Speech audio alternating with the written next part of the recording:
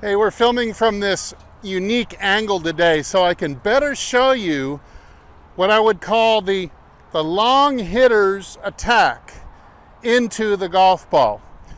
If you want to hit the ball longer off the tee without having to do anything with your swing speed, but just by being more efficient at taking your club speed and creating yards out of it, then you've got to learn how the club most efficiently comes into the back of the ball. Stay tuned.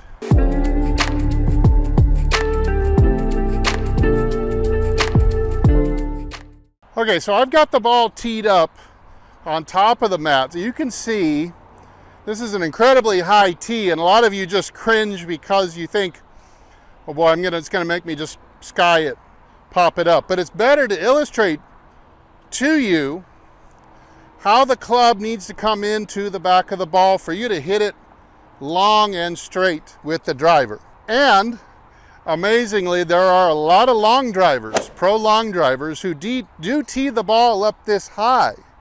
And you're gonna see why in a minute. All right, so here's a closer view of this very high teed up golf ball. You gotta remember, guys in long drive, they're looking for the highest angle of attack than they could possibly create. It makes the overall path, when you want to hit up on the ball, you really need to bring the club more from the inside than even you've been told to before. So if I'm going to hit this ball with a perfectly straight path, now look where I'm starting this club head. Look how low it already is and how far to the inside it is. Again, this is going to be exaggerated because of the high tee, but it's to illustrate. Watch this now. Now here you'd think I'm going to push this way out of bounds to the right from here.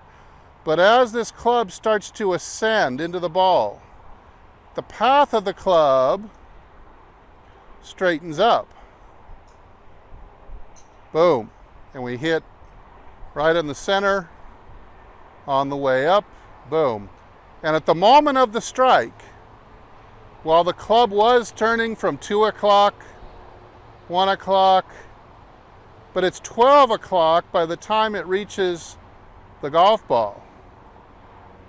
And so your path is actually very straight, but this feels incredibly inside and flat coming in order to do this. So you're swinging rightwards and upwards to make a 0-degree path and strike this thing on the way up. Now, the follow through will just continue on the arc and follow through back around to the left again. So although your swing plane is very rightwards, the club head itself never crosses the flight line, because it is squaring up as it ascends and then turning back high into the left again. Now let's look at that one more time from the down the line angle. With this higher tee, it really shows you, in order to not sky this thing, you're only going to sky this thing if you've got a downwards angle of attack.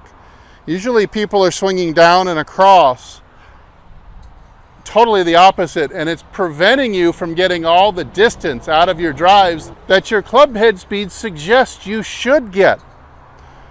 In some cases, this is the equivalent of raising your club head speed 10 miles an hour or more if you are not creating the distance efficiently.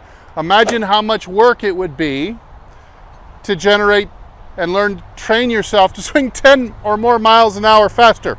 No easy feat. That's a lot of hard work. So we're coming from this angle,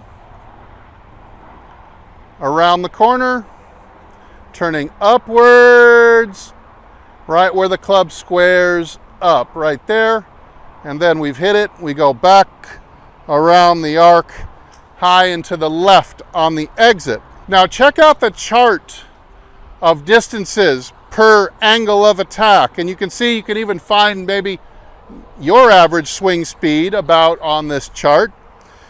You can see at about 80 miles an hour, you're already looking at, 20 plus yards when you can start getting the club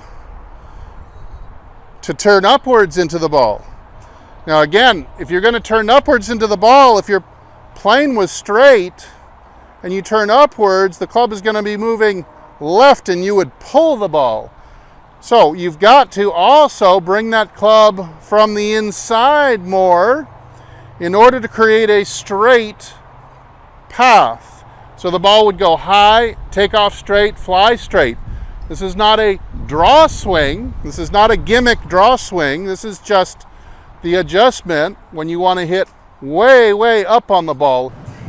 In the cases of the long drive champs, they're trying to hit up on the ball 8, 9, 10, 11 degrees. They're trying to turn a 3 or a 4 degree driver and cause it to launch at 11, 12, 13, 14 degrees. We're hitting high knuckleballs. That is really a key to hitting some long, long drives. So let's give it a shot here.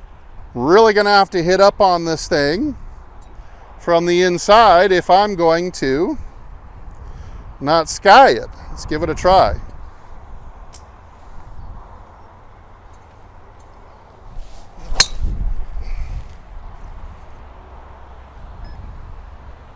All right, so TrackMan says there, my path was about 2 degrees into out. So also says I hit up on the ball about 6.6 degrees, which you look on the chart again, you see that I'm even exceeding the +5 recommendation. I'm taking even more. I can even squeeze a few more yards out of an angle of attack even higher than 5. Now, if you're a faster swinger and you can swing 100 miles an hour, you can see it's starting to get into the 30-yard range between a poor angle of attack and an excellent angle of attack. What you got to keep in mind is how you've got to modify the approach into the ball if you're going to be hitting more up on it.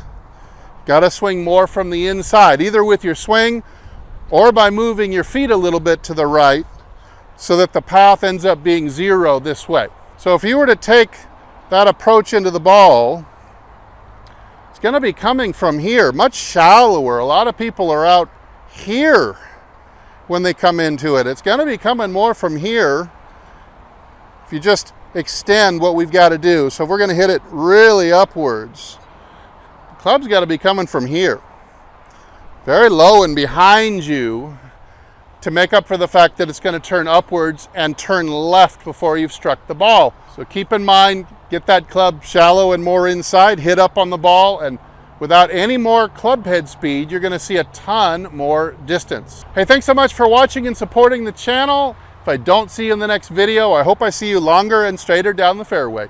Everybody take good care.